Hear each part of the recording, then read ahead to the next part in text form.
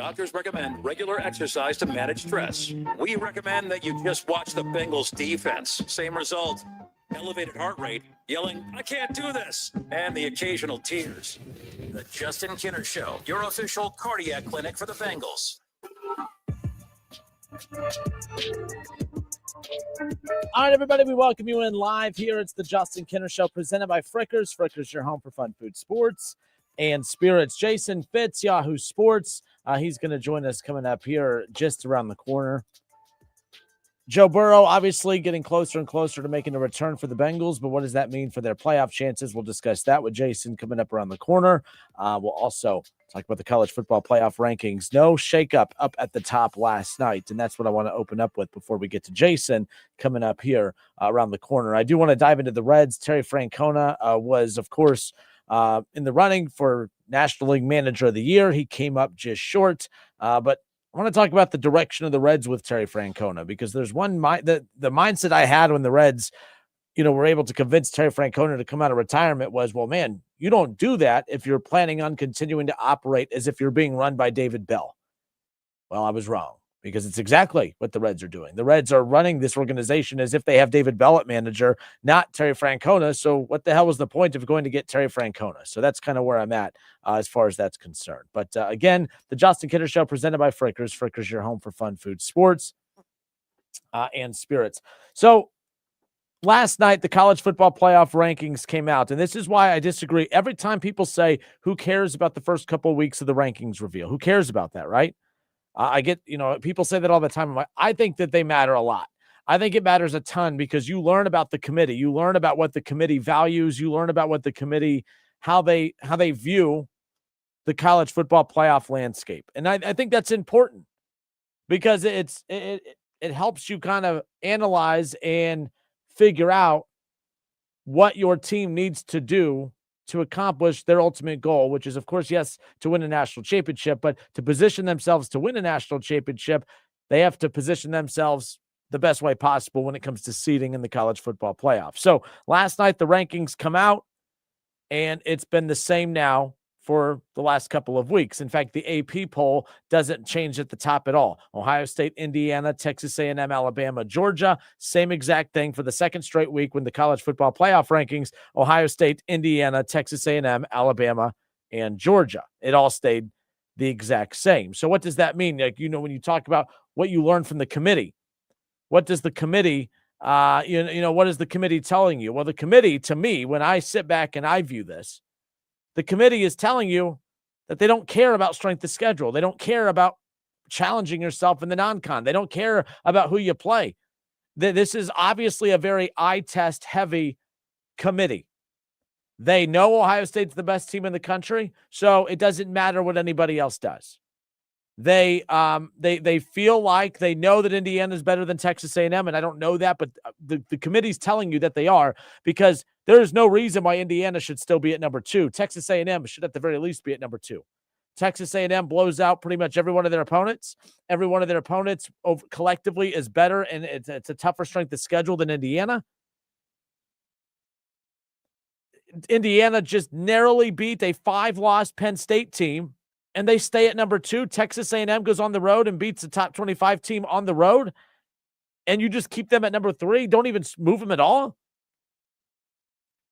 I know we don't care right now. There's not a lot of drama because all is well in Buckeye land. Our team is the number 1 team in the country. I just think it's a weird dilemma. I think it's a weird dynamic, the way that the committee has gone about this. I'm not angry that Indiana's at number 2. It just doesn't make sense. The committee, they make such a big deal about challenging yourself in the non-conference, your strength of schedule. Remember, they put out before the season began this new strength of schedule metric, and they did this because there was a lot of programs threatening to stop challenging themselves in the non-con. They're just going to put together an Indiana-type schedule. If you remember, Indiana got a lot of heat at the beginning of the season because, well, this was their non-con. They played Old Dominion. They played Kennesaw State and Indiana State. And guess what? Their non-con for the next 3 or 4 years, it looks the exact same as this. Indiana will never challenge themselves in the non-con, and why should they? You play nobody in the non-con, and you're the number 2 team in the country, right? Texas A&M goes on the road and beats top 10 Notre Dame in the non-con. and they're sitting at number 3 and they can't jump a team that's literally played nobody or beat anybody. I understand this isn't, I don't do the whole SEC bias game, and no one's going to feel sorry for Texas A&M because they're an SEC team. And I'm not really asking you to feel bad for them. I just always like to view things of, if my team was in that position, yeah, I'd be pretty dang upset too. I'd be pretty annoyed with that too. So I think it's wrong where they have Texas A&M placed. I think it's wrong where they have Indiana placed. Now, I'm not going to sit here and scream from a mountaintop because I just think that the teams, the number 2 team and the number 3 team should just be switched, because that's honestly how I feel. Like, they just need to switch them. Lane Kiffin said it best. I know we talked about it on yesterday's show, but Lane Kiffin basically came out and just said, hey, I don't understand Texas A&M. They're at number 3 no matter what. If they wouldn't have played Notre Dame, they'd be number 3. They played Notre Dame and beat them, they're number 3. So what the hell's the point of playing Notre Dame then? So there you go. Ron Howard says it will. So Ron Howard's on the Justin Kinner Show Facebook page. He says it will work itself out in the Big Ten championship game. I get that, Ron, but we're not in the Big Ten championship game yet. We still have a month of the season left to go. And the rankings are supposed to be put together based on the information that to this point. It's not, we're putting out our rankings based on where we think these teams are going to finish. It's supposed to be where these teams are at this point of the season. So I think it's absolutely stupid to have Indiana at number 2. They struggled. This is what I said this yesterday. Indiana still has this little underdog type good guy vibe feel to them, where they're everyone's favorite underdog right now. So Indiana got a pass for struggling to beat a 5-loss team this past weekend. It's a pass that Ohio State would not have gotten. It's a pass that Texas A&M sure as hell wouldn't have gotten, because Texas A&M's not being rewarded for beating legitimate top 25 teams on the road, and Indiana's not being held accountable for barely escaping with the W, a 1-possession win against a team that fired their head coach and has lost 6 straight games now. So, yeah, I do have a problem with the way that the committee is going about doing all this and putting it all together, but nonetheless. All right. I'm Justin Kinner. It's the Justin Kinner Show, 1410 ESPN Radio. Something else I'm going to discuss with Jason Fitz coming up. We talked about Mendoza yesterday. The one thing I was starting to get a little defensive of with our guy Julian saying is that everyone is saying, oh, man, Mendoza is now the favorite to win the Heisman because he finally had his Heisman moment, right? Fernando Mendoza on the season has thrown for 2,300 yards. All right, he's thrown for 26 touchdowns. He's thrown 5 interceptions on the season, and he played 3.5 quarters of bad football, leads his team on a scoring drive, and that's his Heisman moment, and he's the favorite to go win the Heisman Trophy. I don't understand that. Julian saying he has less interceptions, about the same amount of touchdowns, 80% completion percentage. I mean, the guy's efficient beyond belief. He's thrown for more yards, completed more passes. He's a more efficient quarterback, and he's the quarterback on the number 1 team in the country. And the reason that Julian Sayin doesn't necessarily have a Heisman moment is because they take care of business the way that they should. They beat teams 70-0, 38-14, 34-0, 34-16, 42-3, 37-9, 70-0. Yeah, as long as Ohio State and Julian Sayin continue to dominate their opponents, they're never going to be in a position for him to have a Heisman moment, and that's because of the good quality work that they put in and he puts in. Indiana did not play good football for 3.5 quarters against a 5-loss team. Mendoza did not play good football for 3.5 quarters against a 5-loss, 6-loss team now. And now he's supposed to be rewarded because he had 1 or 2 legit good drives in the 4th quarter and didn't play a full 4-quarter game like Julian Sayin and every other contender does. Julian Sayin, to me, thank you, Mr. Big Ten Commissioner Andy Schroyer, Sayin is the best. I think Julian Sayin should be the Heisman frontrunner. And I know a lot of people out there say, well, he's only a freshman, or he's a whatever. What do you consider him anyways? You know what I mean? He didn't play last year. He's, obviously transferred from Alabama. So he's a redshirt freshman or whatever. So people say, okay, he's not good enough. He can't win the Heisman because he's only a freshman. That, to me, makes it even more impressive what he's doing. Okay, well, you know what? He has Jeremiah Smith and Carnell Tate, so that should work against him. I think the fact that a redshirt freshman quarterback comes in, no experience, and gets thrown to the wolves on a defending national champion and somehow has led them to an even better spot than where they were a year ago at this time. I think the fact that he hasn't crashed the boat, that he hasn't wrecked the boat with all the weapons that he has, I think that's a great thing. I think that is even more impressive. Oh, he's only good because he has those weapons. Well, if he was bad, those weapons wouldn't be getting the football, and he wouldn't be finding ways to. I mean, Jeremiah Smith is getting a touchdown in almost every game. I hate when people act like, oh, man, bum quarterbacks could throw the ball to Jeremiah Smith. That is not accurate. That's not true. That's not true. Is what it is. Yes, it will. It'll take care of itself. Julian Sand, he goes to Ann Arbor, and he puts up big numbers against Michigan, and they close out the regular season. That'll be his Heisman moment, if you will. I debated this with Keith Byers on his show earlier today, and he brought up a good point. He's not a fan of Heisman moments. He doesn't even and he joked, and he said, look, he goes, because him not winning a Heisman was a result of a Heisman moment for somebody else. Keith Byers was the most dominant player that season that he should have won that Heisman. But a Heisman moment stole a Heisman trophy away from Keith Byers because, oh my gosh, it was just an unbelievable Hail Mary. And it was an unbelievable Hail Mary. It was an unbelievable pass. But Doug Flutie did not have a better season that year than Keith Byers. But because he had that Heisman moment, I think a Heisman moment is ridiculous. I mean, I think it's cool. Don't get me wrong. If you are a legit Heisman favorite and you have big moments, yes. But I think big moments sometimes also are created by not taking care of business earlier in the game. Julian saying he's not having these big clutch moments late in games because he's taking care of business in quarters 1 through 3.5. Like, what are the most, and that's the thing too, like Heisman moments.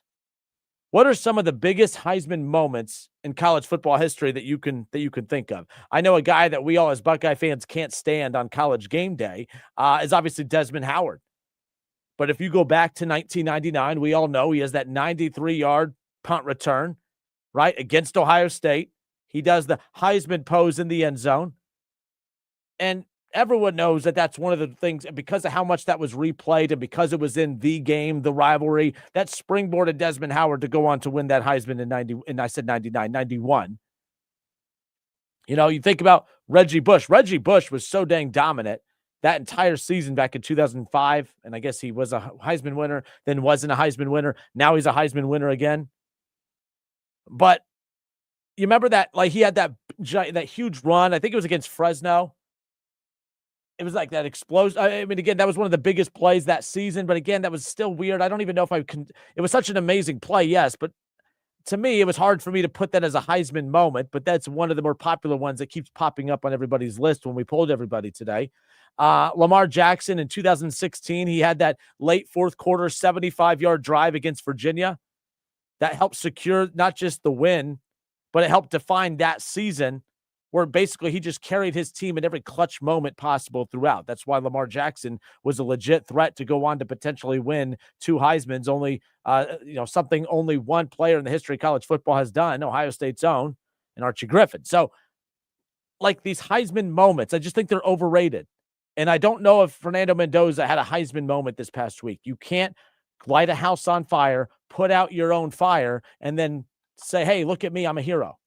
That's what I joked with Byers on his show earlier. Me and Byers disagreed. Byers did believe that Mendoza had a Heisman moment this past week. And I said, well, Keith, my only pushback on that is, like, for instance, if I'm walking down the street and I look over and I see that a house is on fire and I go and I save a family out of that house, I'm a hero. But what if I went to that family's house and I lit their house on fire, then helped them out of the house? How am I a hero? I'm the a-hole that lit their house on fire to begin with, right? That's Mendoza. Not really calling him an a-hole. I'm just saying he lit the house on fire for 3.5 quarters. He created his own problem that he had to get himself out of. Had he done what Julian Sayin did and dominated for 4 full quarters, threw for over 300 yards, threw for 4 touchdowns, there's no need to have to save someone from a burning building, because Julian Sayin doesn't have to light the house on fire to be labeled a hero. And that's what Mendoza did. And that's the problem I have. That was not a Heisman moment. He should not be the Heisman favorite. And Julian Sayin should not be punished in this Heisman race because he kicks ass from the very first kickoff of the game all the way to the end. I don't know why I'm getting fired up. Let's all calm down. Let's all calm down. I'm Justin Kinner. It's the Justin Kinner Show with you here on 1410 ESPN Radio. 937-518-1410. What's your most memorable Heisman moment? I mean, I think of that Troy Smith game against Michigan where he's scrambling all over the field and he turns and reverses from the right side and turns to the left and just chucks it downfield and gets that big touchdown late in that game against Michigan. Like, some of those are Heisman moments to me. What was the most memorable Heisman moment? Last year, right? We talked about him, Travis Hunter. I can't think of one thing that he did last year that was a Heisman moment. What was his Heisman moment? What was the last Heisman moment that you could think of? Leave it in the chat. I'm not really trying to debate with you guys. I guess I'm just curious. When you guys, because we all do it. Oh, man, what's his Heisman moment? What's his Heisman moment? I guess the question I have is, what was the last memorable Heisman moment? And some of you may put Mendoza there, and that's fine. That's your opinion. Is that the last Heisman moment, the most memorable one? What was the last memorable Heisman moment that you could think of? Head to the Justin Kinner Show Facebook page, leave it in the chat, and we'll discuss more when we come back with Jason Fitz from Yahoo Sports. That's coming up next right here on 1410 ESPN Radio. Your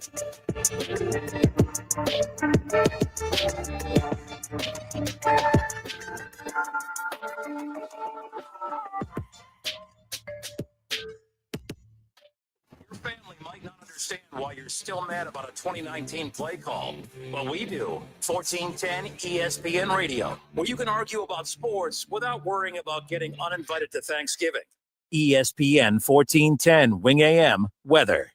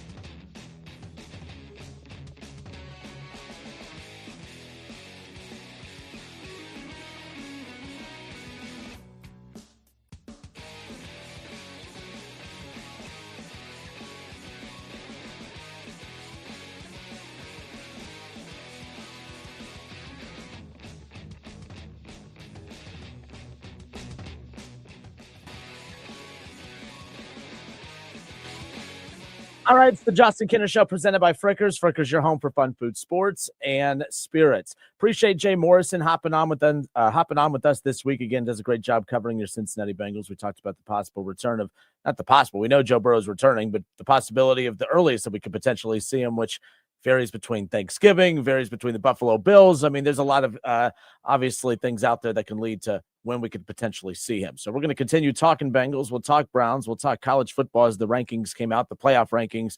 Number 2 came out last night. And joining us now, Jason Fitz, Yahoo Sports. Jason, happy Wednesday. Welcome, sir. Well, thanks for having me. Yeah, it's an exciting time. You got Burrow, you got Ohio State. There's things to be. I didn't mention the Browns. You got a lot to be happy about. Didn't mention the Browns. The Browns at this point, there used to be, you can't see it in this shot, but before I had a nice little Browns helmet and I had to replace it with the Ohio State helmet, as you can see. It's about time we start talking about the winning teams here in the state of Ohio for once. So yeah, I don't blame you. I don't blame you. But hey, look on the bright side. You got the number 1 team in all the land, and I think clearly the number 1 team in all the land, and that's something to celebrate. Let's open with college football. Keith Byers, who played at Ohio State, he's sitting over here. He just knocked out his show for us here in Dayton. And I was, we're debating Heisman moments. I think our Heisman moments, we're talking about Heisman moments, Mendoza, Indiana. We had a disagreement. He believes that was a Heisman moment for Mendoza in Indiana this past week in their win against Penn State. I did not. I know it was a big moment. That was a heck of a throw. It was an exciting finish. But I said, if I'm walking down the street and I see a nice house and I go and light that house on fire and then I help put that fire out, I can't be a hero for putting that fire out, right? Like that's what he did. He helped start a fire against Penn State. He played poorly for 3.5 quarters. I'm not going to prop him up and reward him for making a big play to escape a game that shouldn't have been coming down to that point to begin with that he played a role in. Where are you with this Heisman moment with Mendoza in Indiana this past week?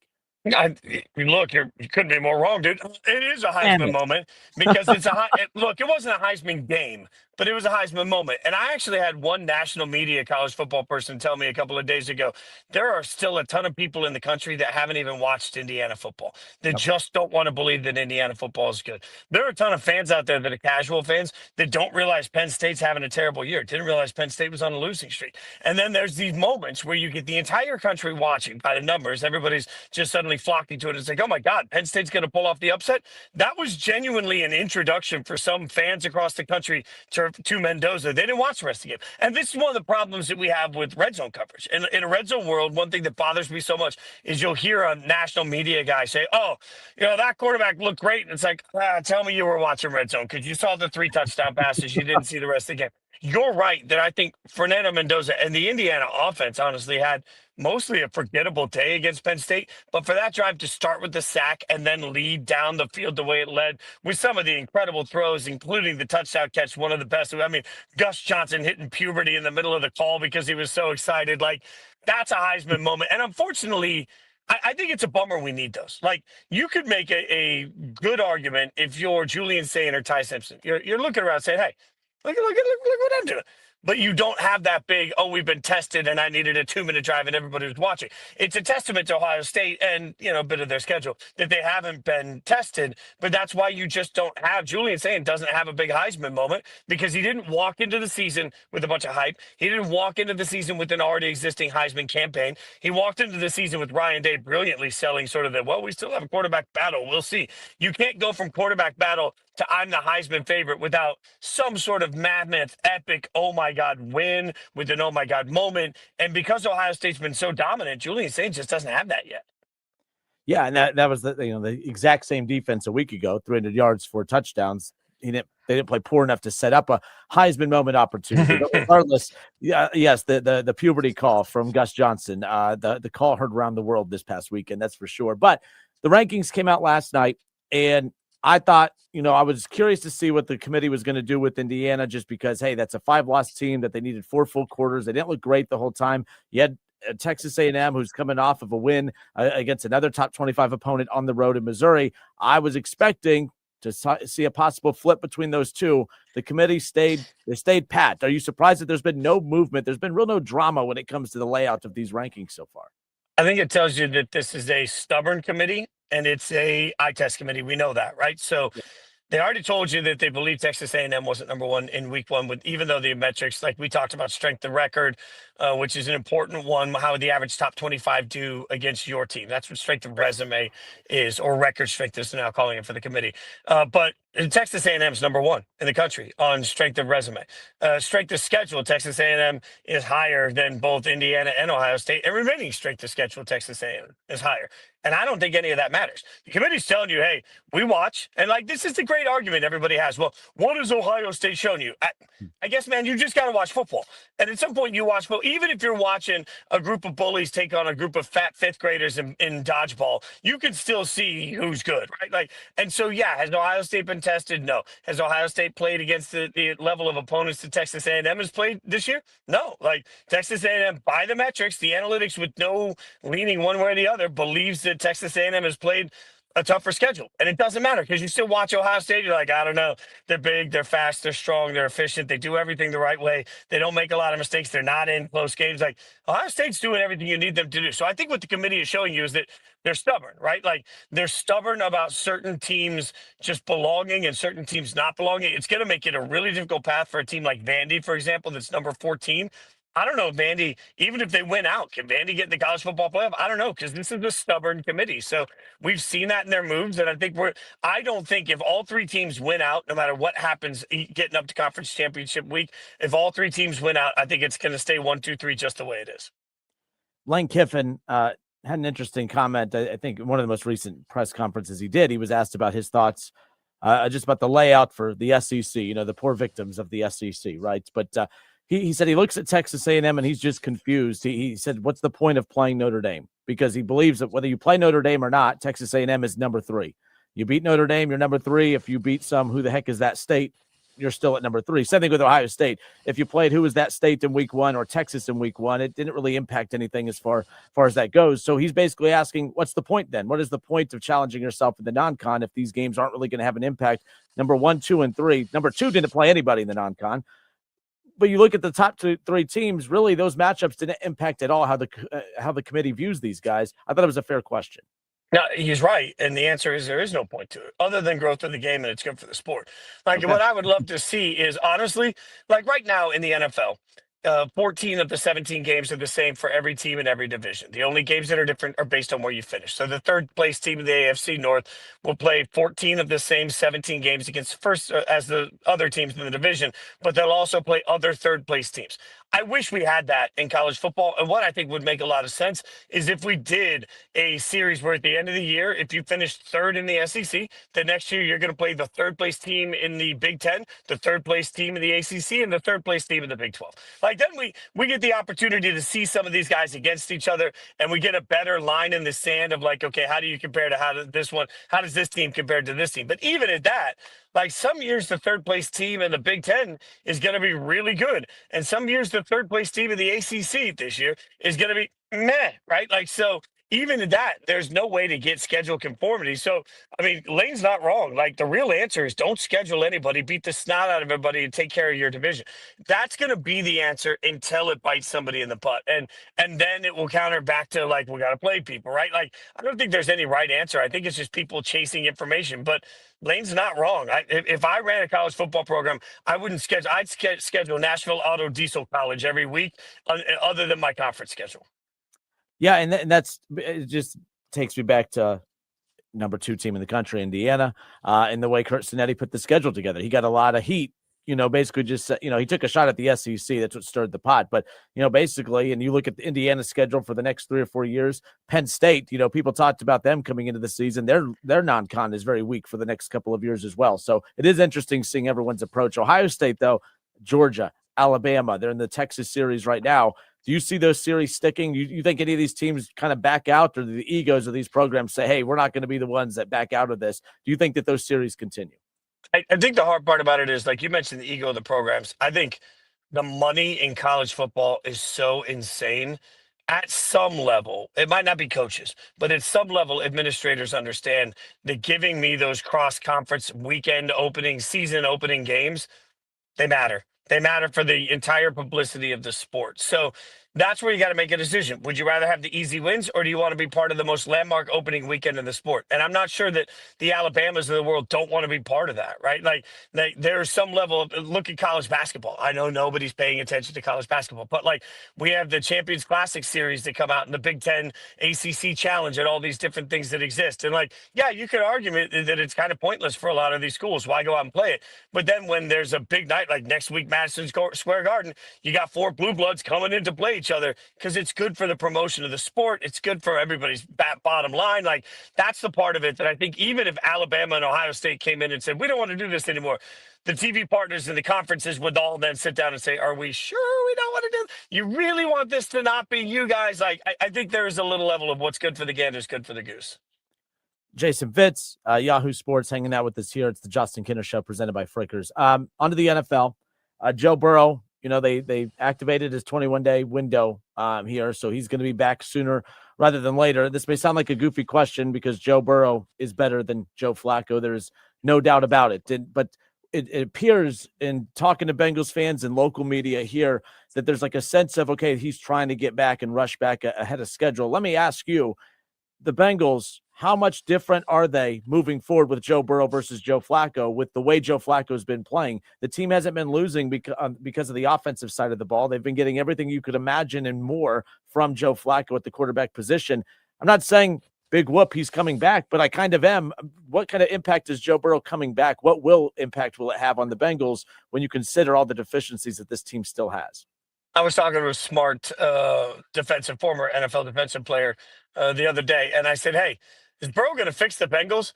And he literally texted me back and said, I don't know. What position is he playing on defense? And to your point, like, yeah, I would want Joe Burrow back too, because Joe Burrow makes the impossible feel possible. That's one of the greatest things about a quarterback is he gives you hope. He gives you hope every single week. But one of the most misguided things about the way we cheer and the way we cover the sport, all of us watch the sport, is we make it solely about a quarterback. And it's like, oh, yay, this quarterback comes back and everything's going to be fine. Lamar Jackson coming back is part of what's helped to fix the Ravens. But another part of that is they've gotten healthy in several other key spots on the defensive side of the ball over the period of weeks. We just don't talk about that because it's not Lamar, right? So Joe Burrow coming back gives everybody hope. But to your point, I would feel like I needed him if I was still watching Jake Browning play.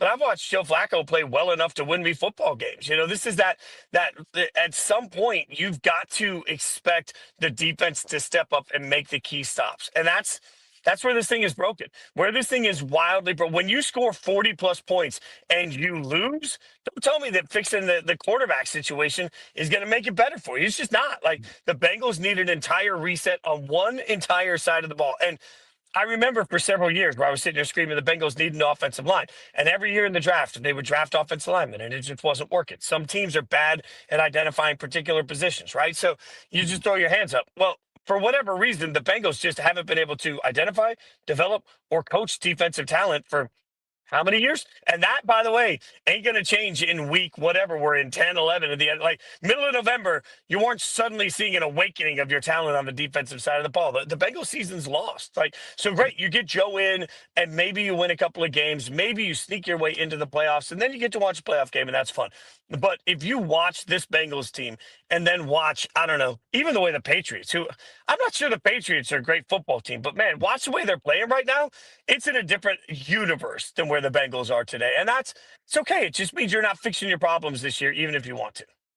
I'm done trying to be positive about the Browns. I'm done. I'm over it. I should have just listened to you and everybody else, when it comes to that. But the Shedeur thing's weird, right? Like, it's one thing if you just want to stick with your guy, but like, does it seem messy behind the scenes? He doesn't even refer to Shedeur by his name. He doesn't even reference him. Like, it just seems messy with everything going on in Cleveland right now. I know you've said you don't believe that they're going to make a change anytime soon, but has your opinion changed after watching Dylan Gabriel and your take just on the whole Shedeur cloud? And by the way, there's another cloud coming back. We talked about Joe Burrow's 21-day practice window. Deshaun's very close to having that activated as well. I think this could get even more chaotic and ugly, which is entertaining in content at least. Yeah, there's a very real world where Deshaun Watson is the starting quarterback in the Browns next year. Like, think about that. Like, that's his cap hit, for anyone that hasn't looked, his cap hit next year is $80 million. And the funny thing is, if they trade him post June 1st designation next year, the cap hit is $80 million. Like, no matter what happens next year, Deshaun is going to cost the Browns roughly $80 million. Like, this is a wild, wild west that we're in. Nothing's changed because I think, honestly, they dug in on we're going to give Dylan Gabriel a chance. We believed Dylan Gabriel's better. We're going to give him a chance to develop. I mean, would we be, are we talking about pulling J.J. McCarthy? J.J. McCarthy's played 2.5 games as a starter in the NFL, and some of it's been okay, and most of it's been kind of meh. I don't know. Like, it just takes a while for quarterbacks to develop. I think they're trying to give Dylan Gabriel the most equity they can. But also, they were stupid for bringing Shador in the first place. Like, you drafted him in the 5th round, and you created this question the day that you did that. And that's what the entire organization should have understood. Unfortunately, like I've said to you before, if the headline was 5th round drafted quarterback not getting a shot at game reps, who cares? Like, not another team would be talking about our quarterback we drafted in the 5th round isn't getting a shot in the game. Okay. If the other headline is 3rd round quarterback not ceding job to 5th round quarterback in draft, who cares? The reason people care is because people are convinced that Shador Sanders isn't a 5th round draft pick. To which I would say, even if you believe in collusion, and even if you believe in sending a message, and even if you believe that teams will turn around and sabotage anything, the one thing owners are at their core is wildly competitive. You will never convince me that 32 owners passed on Shador over and over and over and over and over. That's 5 times again, just to make sure that they sent him a message. At some point, you can murder somebody and the NFL will put you back on the lineup if it helps you win a football game. There are women beaters and rapists that actively play every single Sunday. The NFL does not care who you are or where you're from if it can win you a football game. I would buy that the league was sending a message night 1. Fine.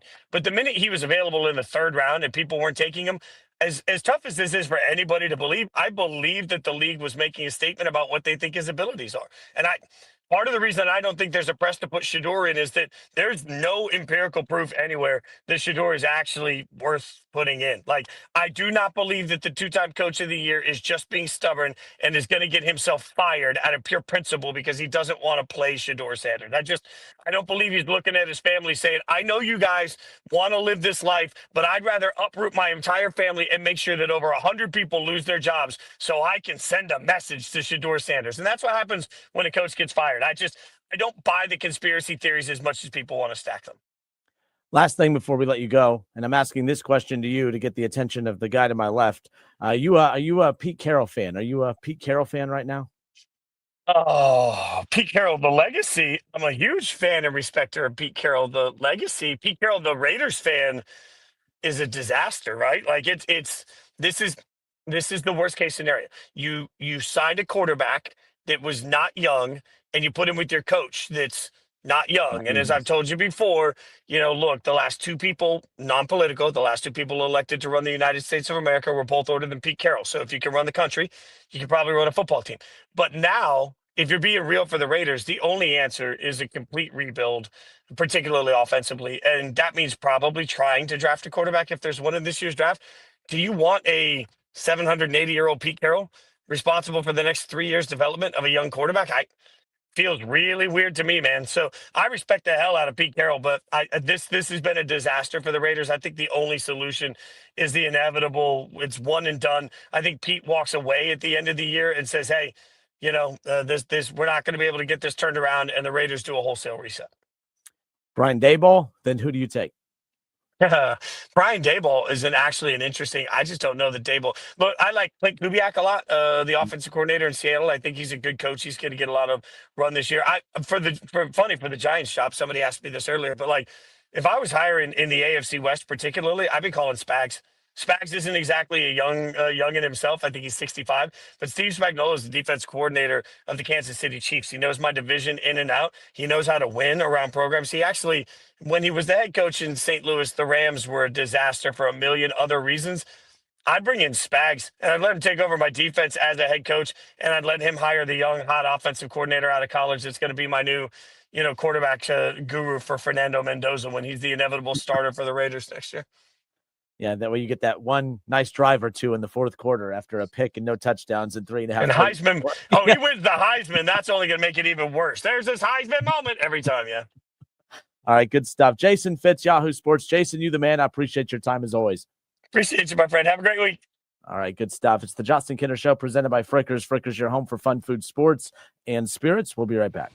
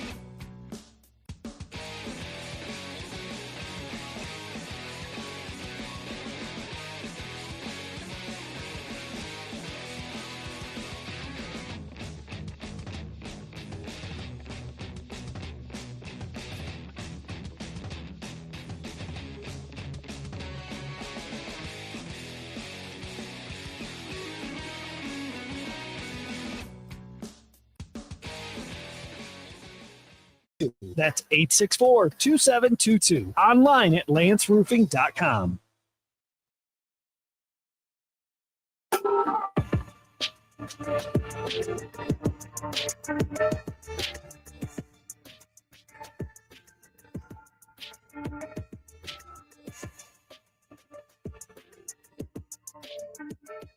All right, everybody, we welcome you back. It's the Justin Kinner Show presented by Frickers. Frickers, your home for fun, food, sports, and spirits. College basketball last night. Not a good night for our teams here in the Miami Valley. Dayton heading to Cincinnati last night. They trailed 17-2 at one point, a horrific first half. They did come climbing back a bit. They ended up trailing 33-26 at halftime, and the Flyers get outscored by the Bearcats 41-36 in the second half. They lose on the road at Cincinnati 74-62.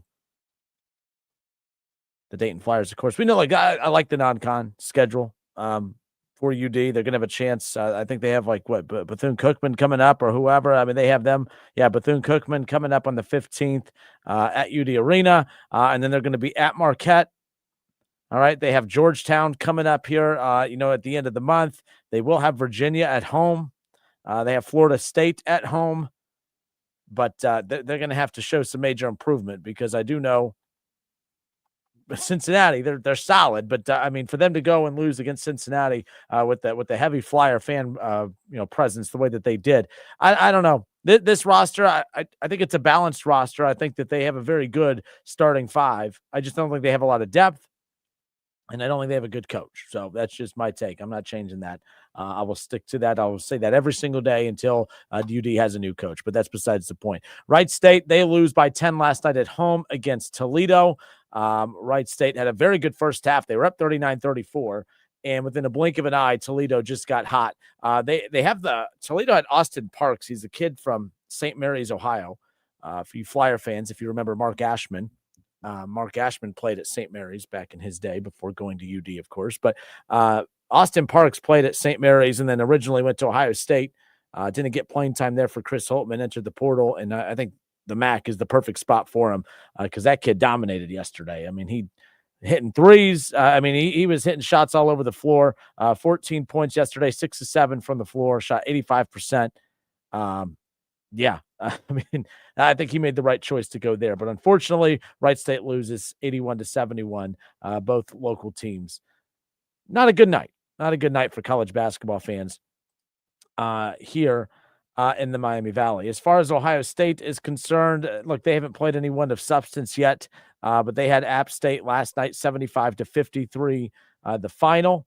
And you look at that matchup. So Ohio State's going to have Notre Dame coming up here at the end of the week, 75-53, the final. Brandon Knoll, who played at Wright State last year, led Ohio State in scoring with 17 points. He was 8 of 10 from the field and had a few rebounds as well. So we're going to get a chance to see just how good this Jake Diebler Buckeye team is here. They have Notre Dame coming up. They'll be at Pitt and then Big Ten play. Right off the bat, early December, they'll be at Northwestern. They have Illinois, West Virginia, too. Non-Big Ten opponent, of course, North Carolina. So that's all coming up for Jake Diebler and the Buckeyes. And we have all Buckeye games and all Wright State games on the hardwood for you here on 1410 ESPN Radio and on 101.5 The Fridge. So keep that in mind. While we're on the topic of college basketball, I thought this was interesting. So Rick Pitino recently went on the Dan Dockett show and criticized ESPN's coverage of gambling. And I think, look,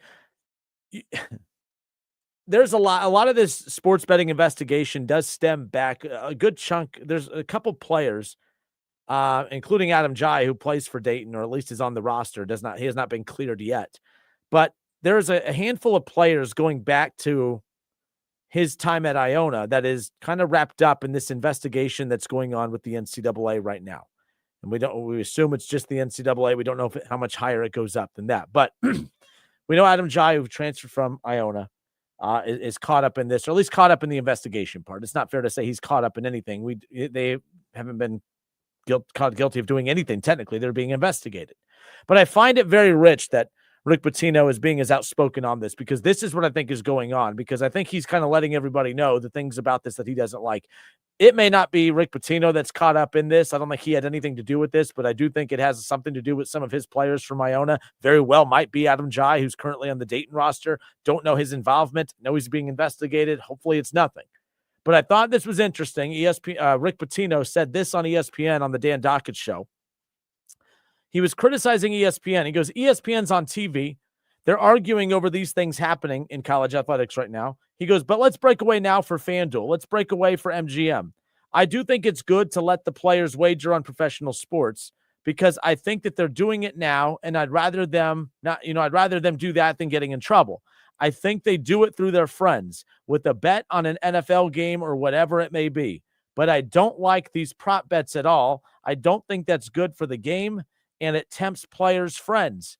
Do you think you can get 10 rebounds tonight? That sort of thing. This was a quote from Rick Pitino.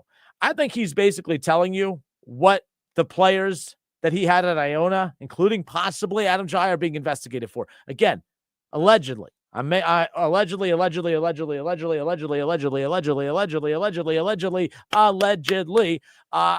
is what these guys are being investigated for. They're being tied into the sports gambling side of things. So while they're they're not allegedly being investigated for it. They're being investigated for allegedly being caught up in this. And it's going to go back. And I think that what Rick Pitino is doing right now is basically laying the groundwork. Man, here's what I'm concerned about. I think that the friends of the players are asking them, hey, do you think you can get 10 rebounds tonight? Do you think that, hey, how good is the defense of the team you're going up against? Do you think you could score against them?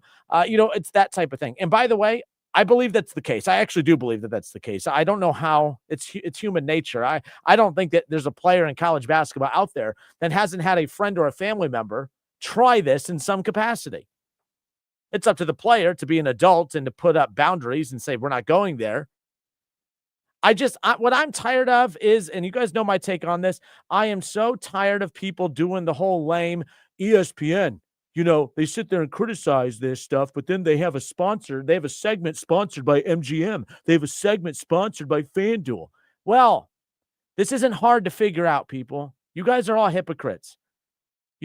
I'm pretty sure that if a local player got in trouble for a DUI, I would crack this mic and say drinking and driving is bad. That is absolutely horrible. All right, when we come back, our keys to the game presented by Budweiser. You guys aren't going to be mad at that, are you? So why are you mad at this?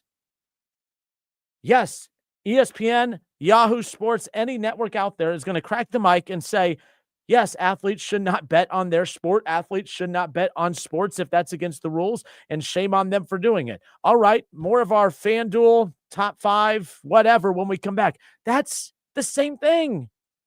You guys pick and choose what you want to get your panties all tied up about, and I'm so sick and tired of it. Knock it off. You guys are hypocrites. If you and I hear a lot of you say this, I think it's wrong that ESPN's caught up with FanDuel and, ESPN bets being absorbed by DraftKings. I just think they shouldn't be anywhere near it. Why? Because it's wrong. Are these athletes hypocritical? The Reds are hypocritical. They keep, baseball is hypocritical. Baseball's not hypocritical. It's actually, it makes good business sense. Hey, we're going to get in bed with DraftKings and FanDuel, and as a sport, we're going to make a lot of money so that you crybaby entitled athletes can get a lot of money in your deals, by the way, because of this money that's up here. But we just ask that you don't bet on baseball. Can you guys do that? Yeah, I think that's a sacrifice that we can make in a sport where we have guys making $700 million freaking dollars. I think it's a sacrifice that they can make. Stop trying to make these athletes out to be victims, because they're not. It makes sense why you don't want your athletes betting on the sport that they play in. It makes sense for the very same reason that we're seeing the mess in college basketball, which is why I'm also having a hard time understanding why these athletes can't bet on the NBA or the NFL. Hey, you can't bet on college basketball. You want to bet on the NBA? Go ahead. You're an adult. Go do it. But I tell you what, don't break our rules on betting on college basketball, and I think that's fair. Do I think that these guys are placing bets through their friends' sports books? Oh, absolutely. Because they're idiots. Do I think that athletes drink and drive? Oh, yes, I do, because they're idiots. Do I think that athletes think that the rules don't pertain to them? Oh, yes, I do, because most of them are idiots. They are self-absorbed, and they think that the rules don't pertain to them. And not all athletes are. Let me get that clear. I'm just saying most athletes think that they are above the rules, that they're above the law, that they're this, that, and the other. They're very entitled, most of them. And at some point, we got to stop. We got to take this away because the athletes are going to do this. Or how about you just look at the athletes and say, stop being a bunch of dumbasses? It's that simple.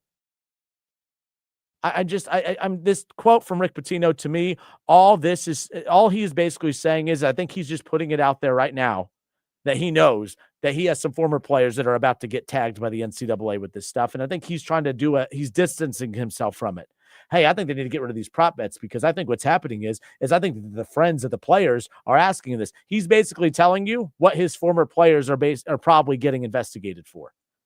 And I'm saying keep this quote in mind. I hope Adam Jai didn't do anything. But again, this is going back to Iona. And it's not just Adam Jai. There's some other players, which is why about a year ago, towards the back end of last basketball season, there was a lot of rumblings being put out there that Rick Pitino is somehow tied to a sports gambling drama that's going to potentially be coming out within the next calendar year. It does involve Iona. It doesn't sound like it involves Rick Pitino, but it was his program. And I think Rick Pitino knows some of this stuff's about to come out. And I think that this quote is basically him telling everybody, hey, here's what I think is happening. Nonetheless. All right. I'm Justin Kinner. It's the Justin Kinner Show, 1410 ESPN Radio. We're going to, of course, hit station identification and take a few moment break. And then we're going to talk some Cincinnati Reds baseball when we come back. Terry Francona was up for Manager of the Year in the National League. He did not win National League Manager of the Year. He did come in second. He did receive a couple first-place votes. But, that just shows the respect that the writers and people have for Terry Francona around the league. How much respect does his own organization have for him? Will they change things up now that they have Terry Francona as their manager moving forward, heading into their first real full offseason together? We'll find out and we'll discuss when we come back. It's the Justin Kinner Show presented by Frickers.